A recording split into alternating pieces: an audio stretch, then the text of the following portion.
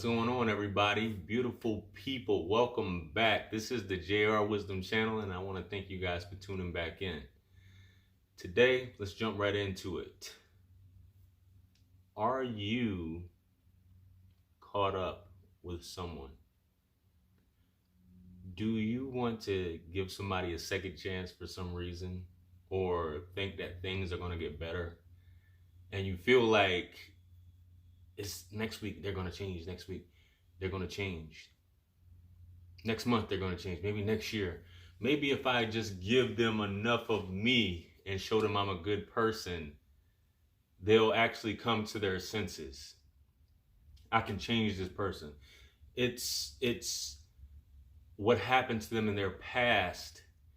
I have to show them that I'm the one for them. I'm that person. The thing we got to realize is that when people show you who they are, believe them.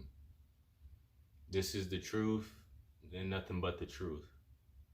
We try to scope people and we want them to be who we want them to be over and over. It's not going to happen. When they show you who they are and how they conduct themselves, it's just what it is. There's something that we all know about.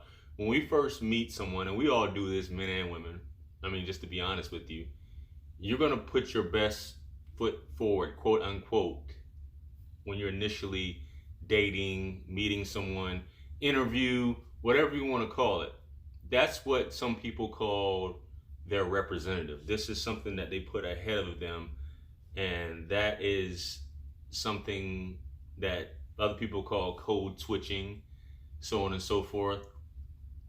And it's not really who they are. It's just who they would like you to believe they are. And this is where people call game, finessing, so on and so forth. Or just so that you don't think that they're someone crazy. You want to make them believe. You don't put all of your negativity or anything, all of your shortcomings or what's perceived as shortcomings on Front Street when you meet someone. That'll completely turn them off. Same thing with dating. On a first date, you don't want to spill the beans. You want to call it being not authentic or disingenuous, but you don't want to just drop all your baggage on that person. You want to seem like you're a well-to-do, respectable, charming person, which I know people are going to watch this video, like I said, and say that that's being disingenuous, but it is who it is. Some people are just natural charmers. Some people don't care. Some people prefer to be their authentic self, and that's what attracts a lot of people. But over time, and I think that typically the time frame that's given is around 3 months, 90 days. That's when people really start, who they really are starts coming out, starts showing through. And a lot of times, what does it take? 3, 4, 5 months to get someone to fall in love? At that point, you're already attached. So it's kind of hard to withdraw or pull away from that person because they've already drawn you into their vortex.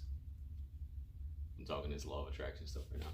But they've already drawn you into their vortex. So it's almost inescapable at that point. You have developed an attachment to them, and you want to overlook these things. You will easily overlook these things, whether it be sexual or, not overlooking sexual. Maybe you're just tied to them sexually. Mentally, they've gotten your mind. You may feel sympathy, so on and so forth. There's so many things that cause people to be attached to others. But once again, when they show you who they are, believe them. This goes for family members as well. Some of you have been dealing with the same toxic family members all your life, decades upon decades. They're not going to change. And it's almost masochistic, however you don't want to pronounce it, that you participate in these type of relationships, this type of toxicity that takes away your joy and your happiness, and you're unable to sleep at night because you're focused on this person, or maybe you even dread that you have a reunion or you might be meeting up with this person because they drain it from you. You need to eliminate these things from your life, bottom line. You need to have as little stress as possible. And that could be in the absence of this person. That's where they say peace comes about. But once again, people will show you who they are.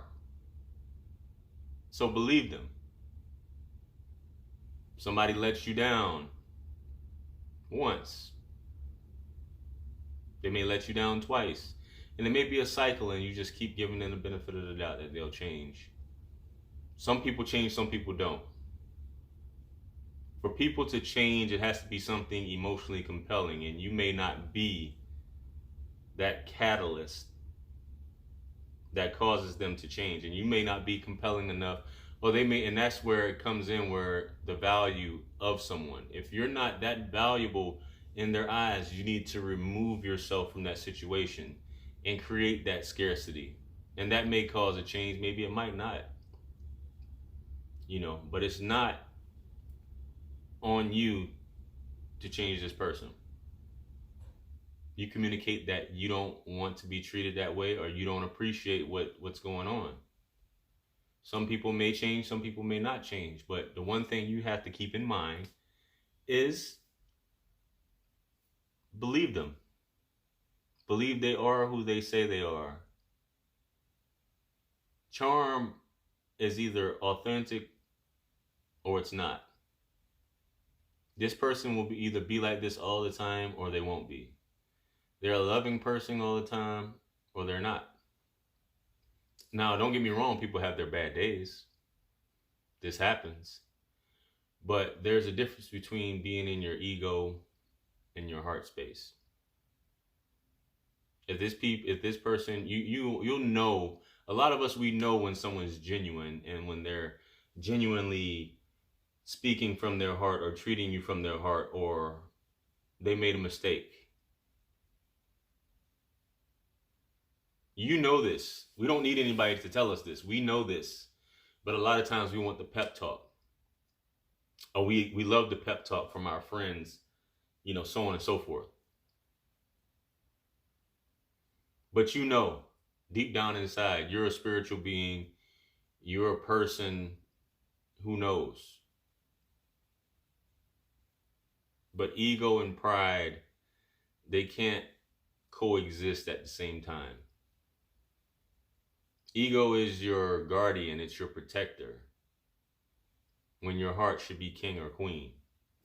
That's how you look at it. Decisions should always be made from the heart. And that's how, when you come across people like this and they hurt you, this is where you have to measure the type of human being they are and the type of person you are. You may be loving, caring, you may be a empath, but this can only go so far, and you're setting yourself up for long-term failure, and it's emotionally draining.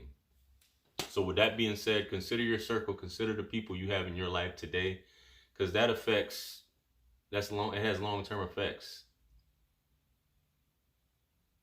on your day-to-day. It has long-term effects.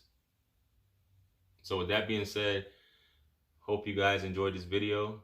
Make sure you like, share, comment, and subscribe. I appreciate all you guys tuning in once again. Peace be upon you, and the mercy and blessings of the Almighty, and I'll catch you guys on the next one. I'm out.